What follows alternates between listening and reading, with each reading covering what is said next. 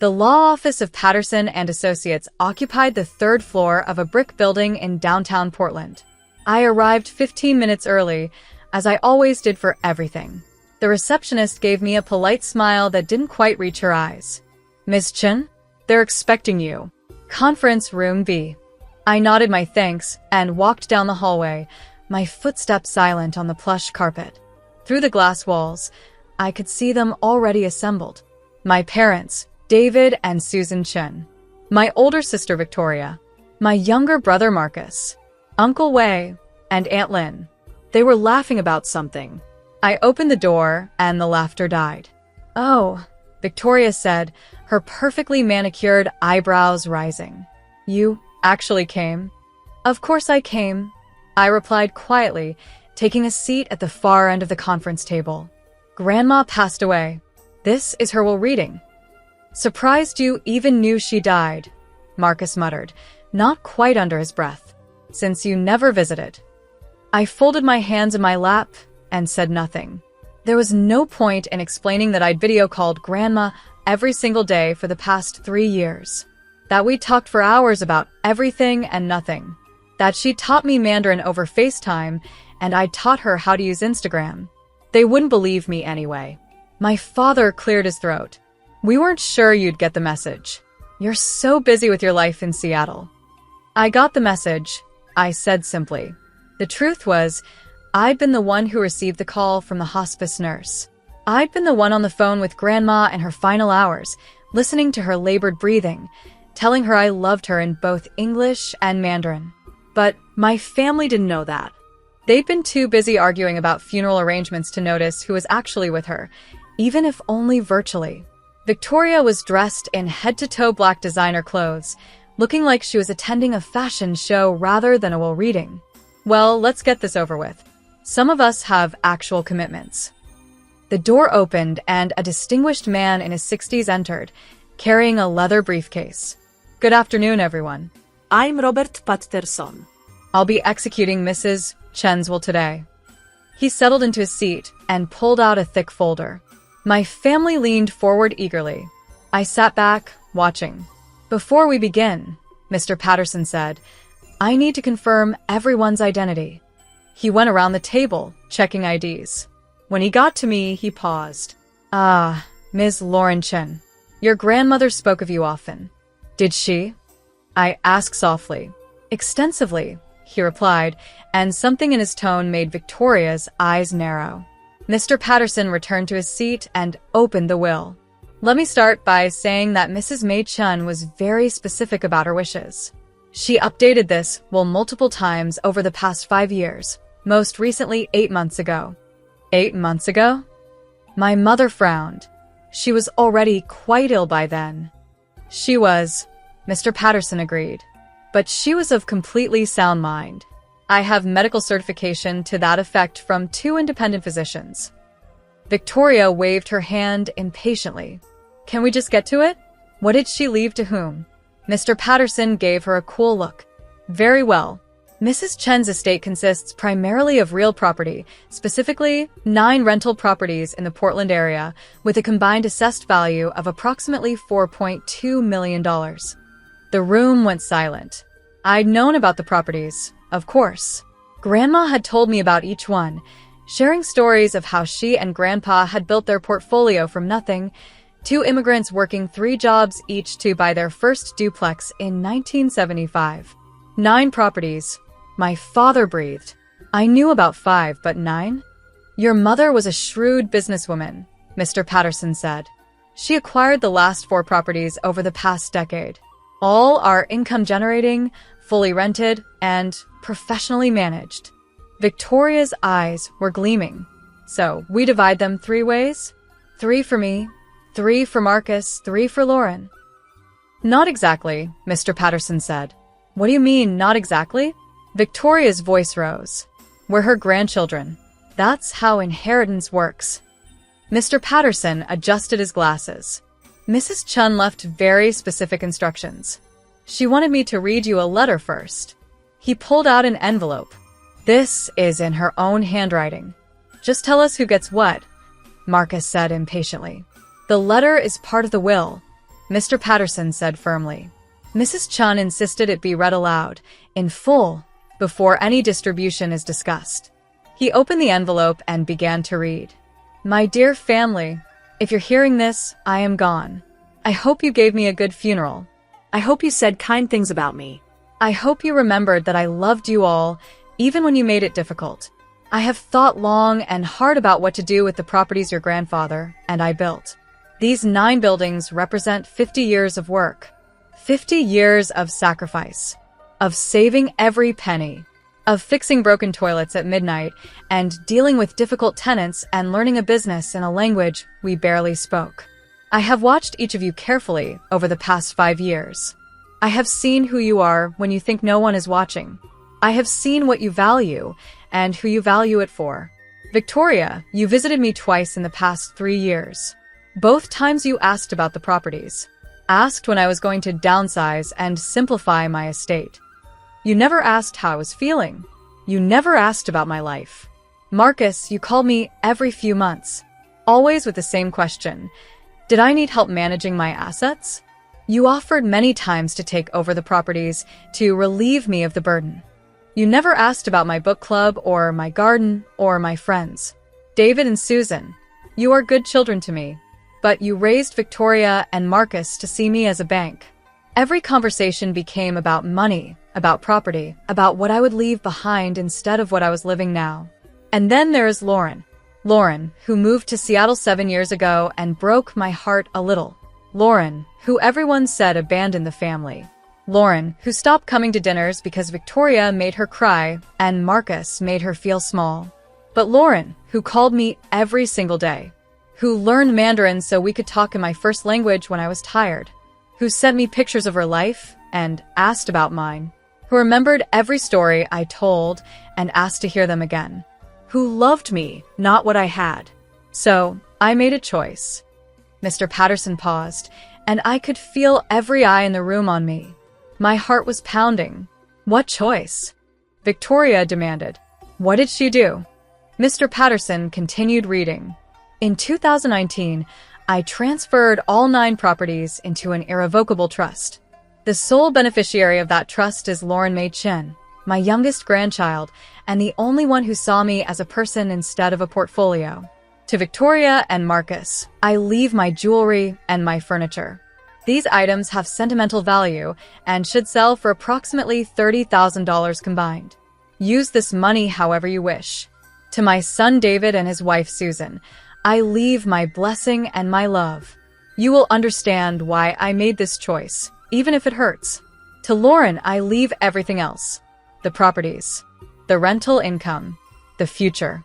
I am not being cruel. I am being honest. You reap what you sow, and I watched for 5 years what each of you planted.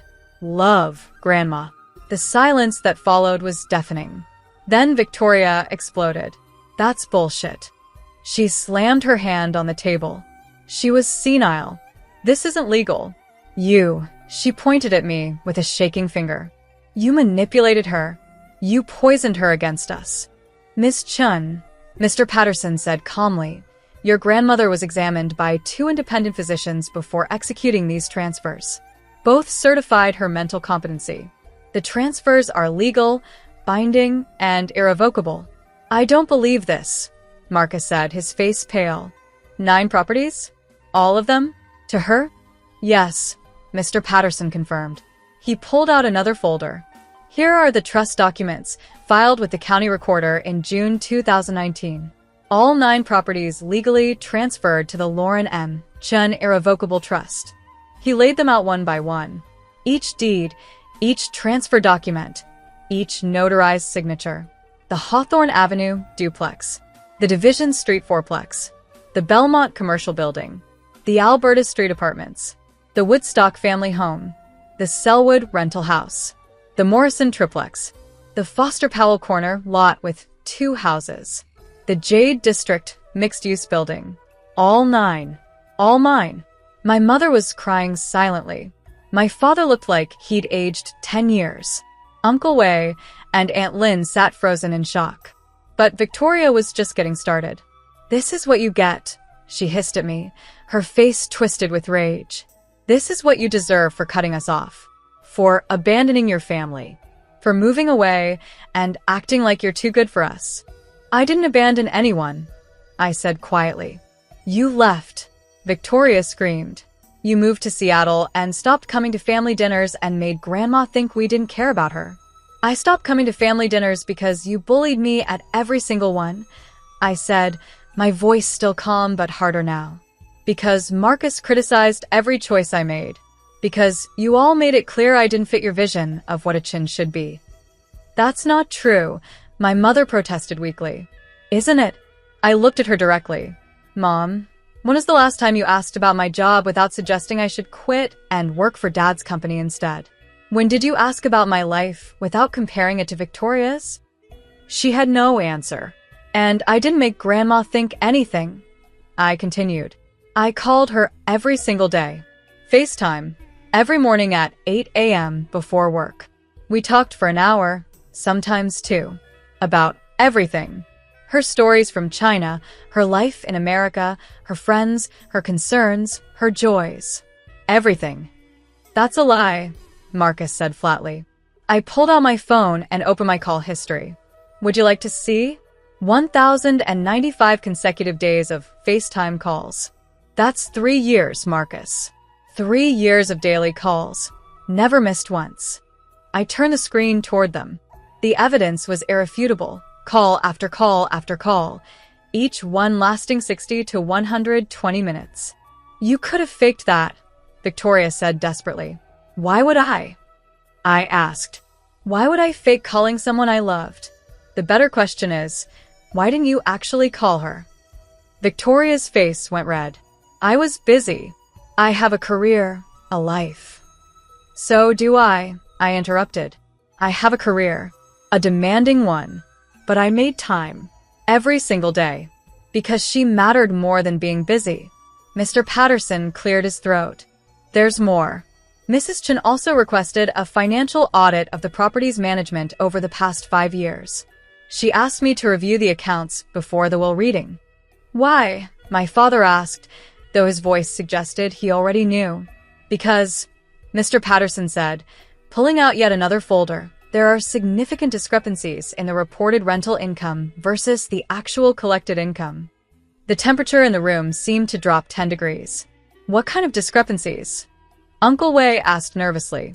The 9 properties generate approximately $14,500 in monthly rental income, Mr. Patterson said. That's $174,000 annually. However, the reported income to Mrs. Chen averaged only $98,000 annually over the past 5 years. The difference, approximately $380,000, appears to have been diverted. Diverted where? I asked, though I had a sinking feeling I knew. Mr. Patterson looked at Victoria and Marcus. The properties were being managed by various family members. Ms. Victoria Chen managed 4 properties. Mr. Marcus Chen managed 3. Your parents managed 2. We were doing Grandma a favor, Victoria protested. She couldn't handle them herself anymore.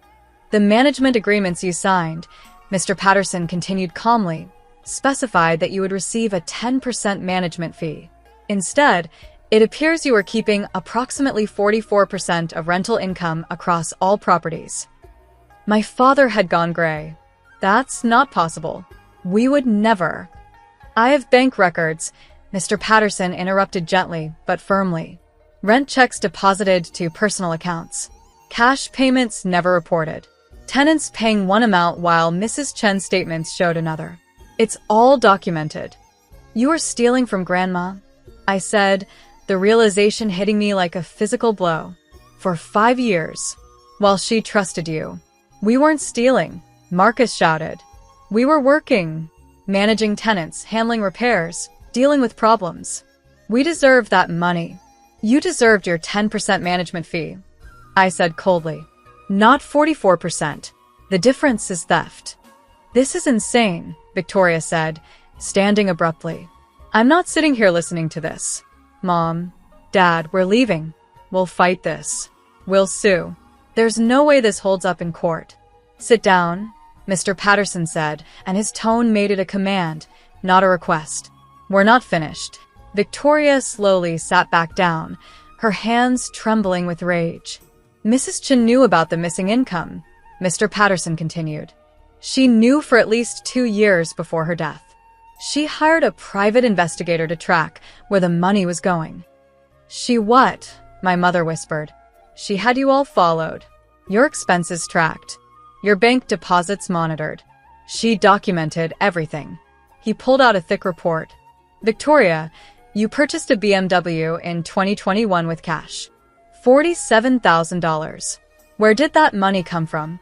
Victoria said nothing. Marcus, you took 3 trips to Vegas in 2022. High roller suites, expensive restaurants. Total expenses approximately $35,000. On a salary of $52,000 per year, how did you afford that? Marcus stared at the table. David and Susan, you renovated your kitchen last year. Top-of-the-line appliances, custom cabinets. The contractor's invoice was $78,000. You told your friends you'd been saving for years, but your bank records show no such savings. Instead, they show regular cash deposits that match the missing rental income from the 2 properties you managed. My mother was openly crying now. My father looked like he might be sick. Grandma knew, I said softly, understanding washing over me. She knew everything, and she was gathering evidence. For what purpose? Uncle Wei asked quietly. Mr. Patterson looked at me. Mrs. Chen left instructions. She said if the family accepted the will gracefully, we would say nothing about the financial irregularities. But if anyone contested the will or made accusations against Lauren, I was to turn all evidence over to the authorities and recommend criminal prosecution for embezzlement. The room went dead silent. You're blackmailing us, Victoria said, her voice shaking. No, I said. Grandma is protecting me. From beyond the grave. Mr. Patterson nodded. Mrs. Chen was very clear. She said her family had a choice. Accept the will with grace, or face the consequences of their actions. There is no third option. This isn't fair, Marcus said weakly. Fair, I repeated, my voice finally showing anger. You stole from an elderly woman for 5 years. You treated her like a bank account. You ignored her until you wanted something. And you have the audacity to talk about fair? We're still family, my mother pleaded. Lauren, please. Don't let it end like this. I didn't end anything, I said, standing up. You all did. Years ago. When you made it clear I didn't matter unless I conformed. When you criticized every choice I made. When you made family gatherings so toxic, I had to leave for my own mental health. We didn't mean, she started. Yes, you did, I interrupted. You meant every word, every comparison to Victoria, every suggestion that my job wasn't good enough, my life wasn't impressive enough, my choices weren't acceptable enough. You meant all of it. I turned to Mr. Patterson. What do I need to sign? He slid several documents across the table. These transfer the trust properties into your direct control. You'll also need to meet with the property management company next week to discuss ongoing operations. I signed each one, my hand steady despite my racing heart. Victoria watched me with pure hatred in her eyes. You're really going to do this? Take everything. Leave us with nothing. You're getting $30,000 in jewelry and furniture, I reminded her. That's more than I got from this family in emotional support over the past 7 years. How can you be so cold? She demanded. I learned from the best, I replied, meeting her gaze. I learned from a family that measured love and property values and saw people as assets to be managed. I gathered my copies of the documents and stood. Mr. Patterson, thank you for your time. Please send any additional paperwork to my Seattle address. Of course, Miss Chen. I walked toward the door. My father called out, Lauren, wait. Please, can we talk about this? I paused but didn't turn around. About what, Dad? About how you stole from Grandma. About how you raised my siblings to see me as less than. About how you never once defended me when they tore me down. We love you, he said desperately. No, I said quietly. You love the idea of me. The version that stayed small and quiet and didn't challenge your authority. The daughter who would have accepted being cut out of Grandma's will without question. But you don't love me. You never bothered to know me well enough to love me. I opened the door and walked out. Behind me, I heard Victoria scream something, heard my mother sob, heard chairs scraping. But I didn't look back. The next 6 weeks were a blur of legal paperwork, property inspections, and family voicemails I didn't return. Victoria tried to contest the will anyway, despite Mr. Patterson's warning. The case was dismissed within 2 weeks. Grandma's documentation was too thorough, her mental competency too well established. When Victoria's lawyer filed the dismissal, Mr. Patterson called me. Miss Chen, given that your sister contested the will, your grandmother's instructions are now in effect. I'm required to turn the financial evidence over to the district attorney's office. I sat in my Seattle apartment, looking out at the rain, thinking about Grandma. Do you have to? Those were her explicit wishes, yes. I closed my eyes. Then do it. She earned the right to decide this, even after death. The investigation moved quickly. Bank records don't lie, and Grandma's PI had been thorough. Within a month, Victoria, Marcus, and my parents were all charged with embezzlement. The amounts were significant enough that prison time was possible. Victoria called me from her lawyer's office, crying and begging. I listened to the voicemail once, then deleted it. Marcus sent emails, angry ones, desperate ones, apologetic ones. I blocked his address. My parents tried a different approach. They showed up at my apartment in Seattle. I almost didn't answer the door. But something, maybe curiosity, maybe a last shred of hope, made me open it. They looked terrible. My mother had aged years and weeks. My father's hands shook as he held his hat. "Can we come in?" he asked. I should have said no. But I stepped aside and let them enter. We sat in my living room in awkward silence. Finally, my mother spoke. "We're sorry. For everything. For how we raised Victoria and Marcus. For how we treated you. For stealing from my mother. For all of it." "Okay," I said neutrally. "Okay." My father looked confused. "That's all you have to say? What do you want me to say, Dad? That I forgive you? That we can pretend this never happened? We want our daughter back," my mother said, tears streaming down her face. "Which daughter?" I asked. "The real me, or the version you wanted me to be?" She had no answer. "Here's the truth," I said, leaning forward. "I spent 27 years trying to be enough for this family. Smart enough, successful enough, Chinese enough, American enough. I was never enough.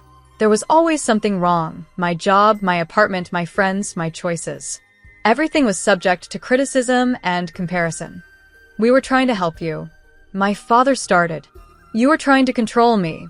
I interrupted. "There's a difference.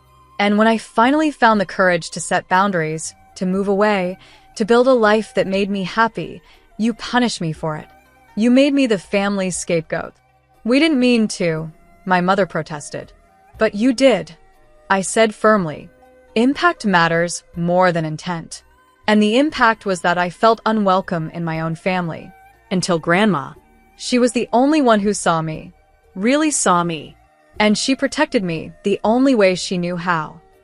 My father stood up abruptly. "So that's it? You're going to let us go to prison? Let your brother and sister have criminal records? Destroy the family?" "I didn't destroy anything," I said, standing to face him. You all did that yourselves. You stole. You lied. You hurt someone who trusted you. Those are your choices, not mine. "Please," my mother begged. "You could ask them to drop the charges. Tell them it was a misunderstanding." It wasn't a misunderstanding. It was theft. $380,000 worth. For 5 years. From an elderly woman who loved you. She had plenty of money, my father shouted. "That's not the point." I shouted back, my control finally breaking. "The money isn't the point. The point is that you saw her as a resource instead of a person. Just like you saw me as a reflection of your success instead of as an individual. Just like you taught Victoria and Marcus that love is transactional and family is about hierarchy and control. I was breathing hard, tears running down my face. You broke something in all of us. Grandma was just the only one brave enough to say it out loud. They left shortly after that. I stood at my window and watched them drive away, feeling nothing but emptiness.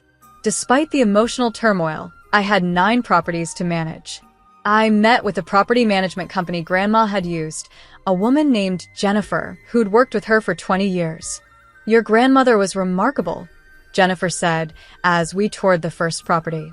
She knew every tenant by name, remembered their children's birthdays, fixed things herself well into her 80s because she said it showed respect for the people living there.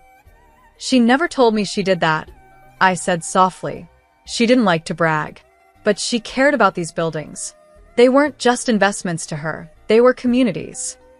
Over the next month, I visited all 9 properties, met every tenant, heard their stories, learned which repairs were needed, which tenants were struggling, which buildings needed attention. And I understood, finally, what Grandma had been trying to tell me. These properties weren't about wealth. They were about legacy, about caring for people, about building something that mattered beyond dollars and cents. I made changes. I hired Jennifer's company to continue managing the properties. I set aside funds for repairs and upgrades. I established a hardship fund for tenants who fell on difficult times. Grandma had done this informally, but I made it official. The rental income, after all expenses and proper management fees, was about $118,000 annually. I didn't need it. My software engineering job paid well. So I did what Grandma would have wanted. I established the Wei Chen Scholarship Fund for first-generation Asian American students. I donated to immigrant services organizations. I set up a grant program for elderly residents who needed help with housing costs. And I kept calling the properties every week, just like Grandma had. Not to check on the finances, but to check on the people. The embezzlement trial happened 9 months after the will reading. All 4 defendants, Victoria, Marcus, and my parents, took plea deals rather than face a jury. Victoria got 2 years probation and had to repay $112,000. Marcus got 18 months probation and owed $89,000. My parents, as the oldest and least culpable, got probation and owed $179,000 collectively. None of them would see jail time, but all would have felony convictions. The prosecutor called me as a witness for the sentencing hearing. I almost refused, but Mr. Patterson convinced me. Your grandmother wanted the truth told, he said. Not for revenge. For accountability.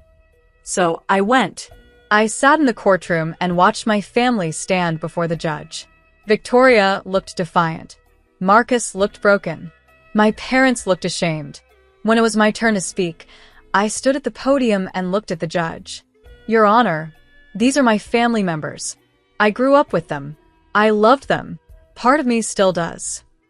I paused, gathering my thoughts. But they hurt someone I loved very much. They took advantage of her trust, her generosity, her hope that family meant something. They stole from her while telling her they loved her.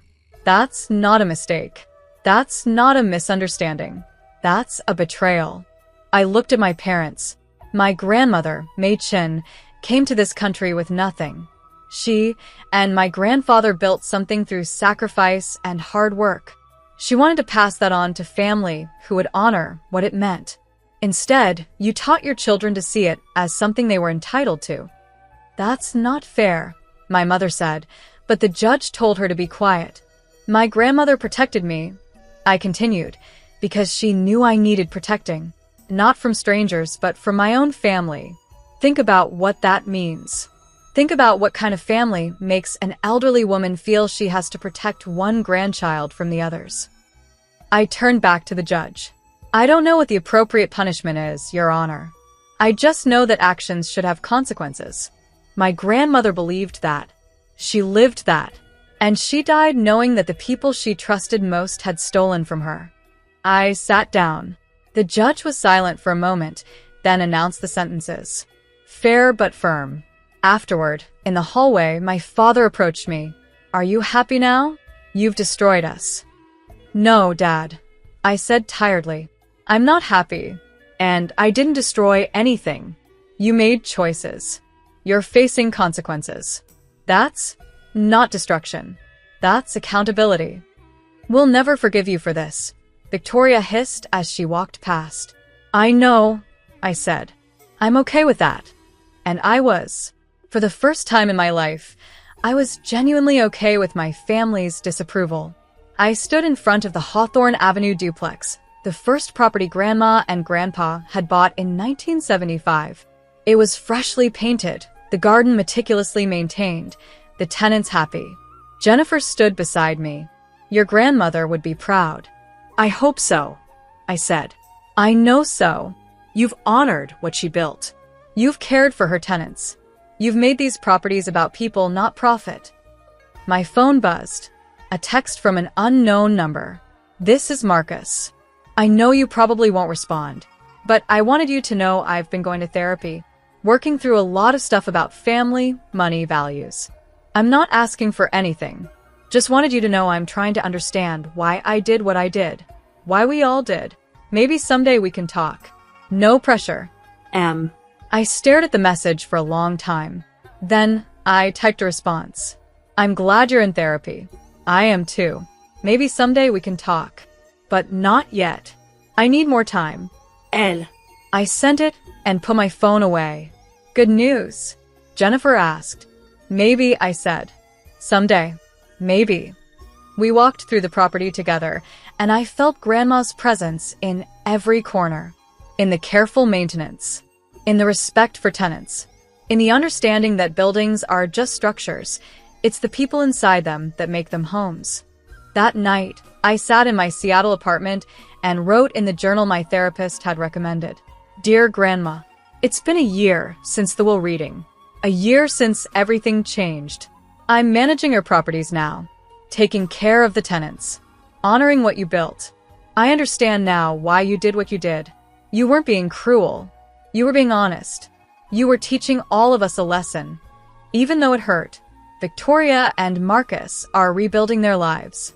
Mom and Dad are trying to make amends, though I'm not ready to let them yet. Maybe someday. But mostly, I want to say thank you for seeing me, for protecting me, for loving me enough to give me not just your properties, but your validation, for proving I wasn't crazy, that my feelings were valid, that I deserved to be treated with respect. You gave me more than real estate, Grandma. You gave me permission to set boundaries, to demand better, to know my worth. I miss you every day, but I feel you in these buildings, in the tenant smiles, in the knowledge that love isn't about control. It's about seeing someone clearly and loving them anyway. Thank you for seeing me clearly. Thank you for loving me anyway. Your granddaughter, Lauren. I closed the journal and looked out at the Seattle skyline. Somewhere in Portland, 9 buildings stood as monuments to an immigrant woman's dream. And now they were my responsibility, my legacy, my connection to a grandmother who'd loved me enough to protect me from my own family. The phone rang. Unknown number. I almost didn't answer, but something made me pick up. Hello? Lauren? It's Uncle Wei. I tensed. Hello. I know you probably don't want to hear from family, but I wanted you to know. Aunt Lin and I have been talking about everything that happened, about how we all treated you. Okay, I said carefully. We were wrong. All of us. We let Victoria and Marcus set the tone. We let your parents criticize you without pushing back. We stood by while you were pushed out of the family. And we're sorry. I sat down slowly. Why are you telling me this? Because someone should. Because you deserved better. Because your grandmother was right about everything, and the rest of us were too proud to admit it. Tears pricked my eyes. Thank you for saying that. We'd like to see you sometime. If you're willing. No expectations. No pressure. Just dinner. Just talking. Just trying to do better. I thought about Grandma. About second chances. About the difference between people who make mistakes and people who refuse to acknowledge them. Maybe, I said. Let me think about it. That's all we can ask, Uncle Wei said. Take your time. We'll be here. After we hung up, I sat in the dark for a long time, thinking about family and forgiveness and the complicated space between them.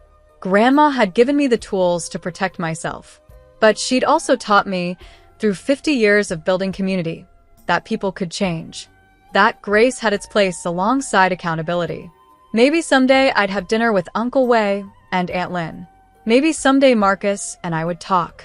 Maybe someday my parents would understand what they'd done wrong. But today, I had 9 properties to care for, tenants to support, a legacy to honor. Today, that was enough.